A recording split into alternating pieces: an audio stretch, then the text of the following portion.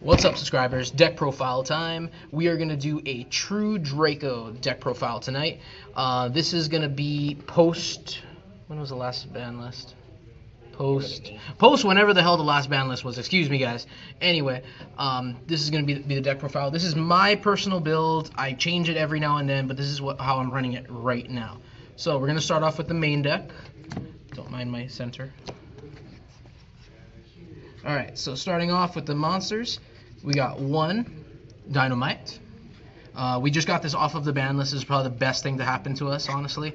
I didn't really play the deck back when we had Masterpiece, but I really like Dynamite. I hope he can go to like 2 or 3 someday, honestly, but we'll see. Triple Ignis. This really brought back our consistency, honestly. This searches for our spells, which kind of keeps us going. It was at 1, now we have it at 3. Triple Majesty. I'm in contemplation about this, in all honesty, because there isn't a whole lot of true Draco monsters. So I'm either going to start to run some of the lesser known ones, like possibly General or Metaltron, or I might cut her for something else, but we'll see. Double Amano Iwado. This one is, I don't want to say it's our playmaker, but he's what allows us to have plays, you know, in case of hand traps and things like that.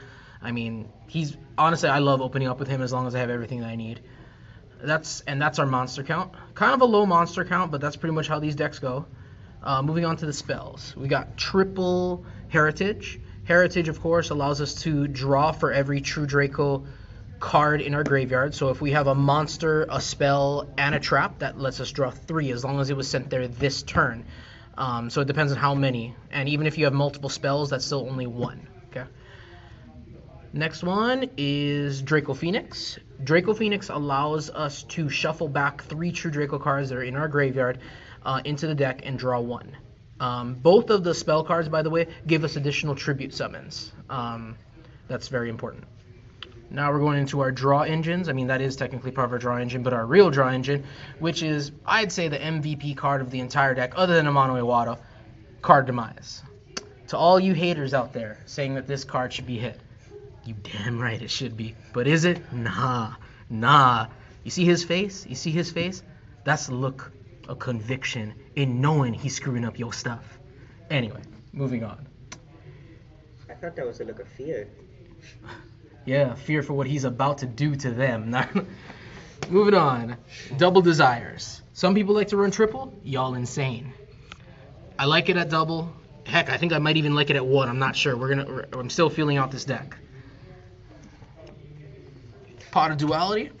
We don't really special summon that much. This is a non-extra deck build, by the way, so the only time I'm ever special summoning is if I have True Draco Return, which is at 1, by the way. Alright, moving into our other spells. Dragonic Diagram. You know, in OCG, this is banned, and Terraforming is at 1, and I don't think I would want to play True Draco in that format, in all honesty. I mean, they do have certain cards at 3 that is pretty awesome, but nah. Alright, moving on. Terraforming. Searches for our field spell, obviously. I run it at 2. Some people run it at 3. I see this and Dragonic Diagram more than I want to, in all honesty. Like, sometimes I'll be drawing and I have like 2 Dragonic Diagram and 2 Terraformings in my hand. You know, it's just too much. I want other things in my hand. Our final spell, Monarch Stormforth. So, there are other Monarch cards that some people like to run in this. This is the only one I like to run. Allows us to tribute off a problem monster, or just a monster in general, on the opponent's side of the field. This is like our lair of darkness, if you will. Moving on to the traps. 1 second, I did not organize those.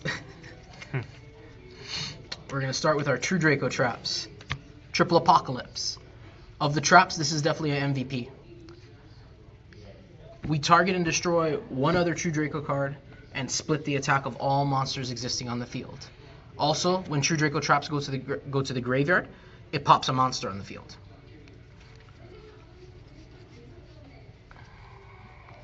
Our next True Draco, which is our one of Return, allows us to special summon a True Draco monster from the graveyard back to the field. Also has the popping effect. And the other effect that both of these have that I didn't mention is it allows us to do a tribute summon during our opponent's main phase. So if we don't have a monster on field or we just need a little bit of extra presence, we can do that. Okay. Moving on to our floodgates. Yes, boys and girls, this is floodgate deck when it comes down to it. So we're going to start off with my personal favorite, Skill Drain. Y'all know what Skill Drain does. In OCG, this is at 3. It's probably the only reason why I might try this deck during OCG night. We'll see. And because Skill Drain is at 1, I play 2 Monarch's Erupt. So, biggest difference between Monarch's Erupt and Skill Drain is I need to have a Tribute Summon monster on the field in order to activate this. But it acts the same. Basically, all effects are negated except for the effects of Tribute monsters. Going on to our other one of Imperial Order. No spells. This ain't Hocus Pocus. There ain't spells all over this damn place. No spells. Burns us every standby phase. Yes, that sucks. And sometimes it can lock us out too. But hopefully we're activating it at the right time. Next up, Anti-Spell Fragrance. Why? Because Imperial Order ain't at 3. And it also does different things. In order for someone to use spells, they have to set it on the field first. That gives us a chance to pop it or do other things. And finally, our last 2 traps, Rivalry of Warlords. One of my personal favorites. I really dig Rivalry of Warlords because basically what it does is you can only have one type of monster on the field. So you can't have warriors and machines or warriors and beasts or anything like that. You can only have one type. And if you're trying to go into your extra deck, you have to make sure that the type you're going into is also that type. My personal favorites. This is my main deck. I'm going to move into the side deck. Why? Because I don't have an extra deck because we run Monarch Erupt. Alright, starting off with hand traps, okay? We run Triple Ash. We only side this in if we're going second, and this is just basically so that we can attempt to stop them from doing what they're doing. Ultimately, we like to go first. We can go second, but we like to go first. The last 2 monsters in the side, Raw Sphere Mode.